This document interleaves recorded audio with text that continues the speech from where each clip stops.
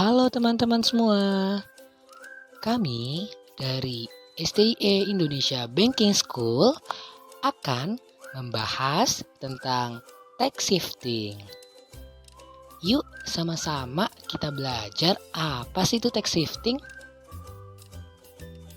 Sebelumnya, kami dari grup 1 beranggotakan Unik Sekarera, Intan Zakita Putri, Dea Adlia, Donita Putri Utami, dan Tigran Aslam Tampati.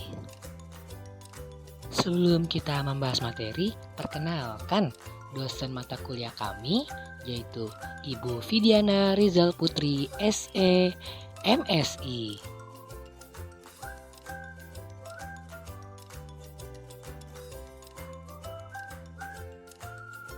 Halo semua, pada kesempatan ini kita akan membahas mengenai tax shifting. Tapi sebelum itu, apakah kamu sudah tahu apa itu tax shifting?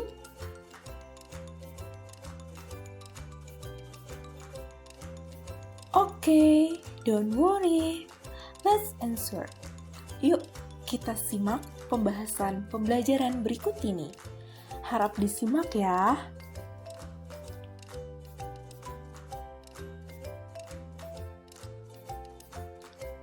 Tax shifting termasuk pajak tidak langsung adalah perpindahan atau mentransfer beban pajak dari subjek pajak kepada pihak lain. Dengan demikian, orang atau badan yang dikenakan pajak dimungkinkan sekali tidak menanggung beban pajak. Atau dengan kata lain, menurut pengertian yang lain, tax shifting adalah proses pelimpahan beban dari satu pihak ke pihak lain, di mana pembayaran pajaknya itu dapat menggeser beban pajaknya kepada pihak lain. Nah, lalu bagaimana dengan peraturan tax shifting ini? Yuk kita simak peraturan tax shifting di slide selanjutnya.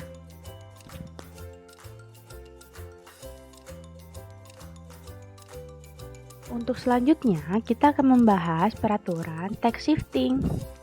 Jadi, peraturan tax shifting itu tidak terdapat dalam peraturan tertulis, melainkan tax shifting hanya sesuai dengan kesepakatan antara penjual dan pembelinya. Nah teman-teman, selain adanya peraturan tax shifting ini, tax shifting ini juga ada jenis-jenisnya. Jenis-jenis tax shifting itu ada apa aja sih?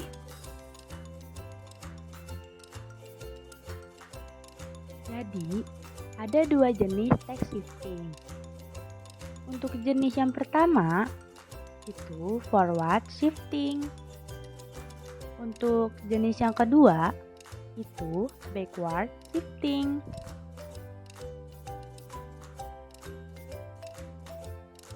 Pergeseran ke depan atau forward shifting adalah pergeseran beban pajak searah dengan arus barang, yaitu dari produsen kepada konsumen.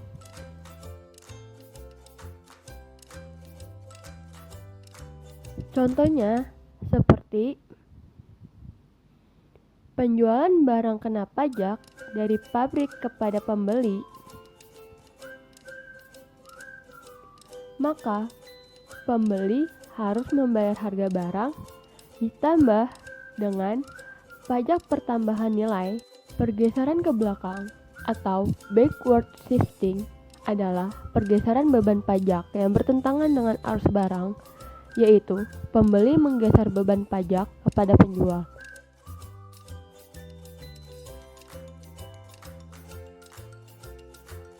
Jadi, jumlah uang yang akan diterimakan atau akan diterima penjual atau yang sering disebut produsen dapat dikurangi dengan pajak pertambahan nilai atau yang sering disebut dengan PPN. Contoh, Penjualan dari tembakau dari petani kepada pengusaha rokok, petani yang dikenai cukai tembakau oleh pemerintah menggeserkan beban pajaknya kepada pengusaha rokok.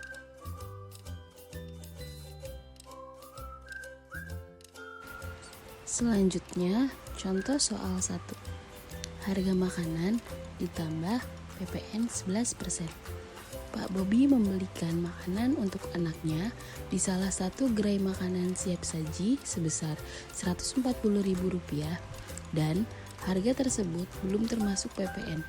Berapa jumlah yang harus dibayar? Selanjutnya ada contoh perhitungan. Diketahui harga makanan adalah Rp140.000. Lalu, dikarenakan makanan tersebut belum termasuk pajak PPN, maka ditambahkan PPN yang berlaku saat ini sebesar 11%, sehingga Rp140.000 dikali 11%, maka besar pajaknya adalah Rp15.400. Setelah kita ketahui pajaknya Rp15.400, maka harga makanan sebesar Rp140.000 ditambahkan Rp15.400, maka jumlah yang harus dibayarkan Pak Bobi saat membeli makanan yaitu sebesar Rp155.400.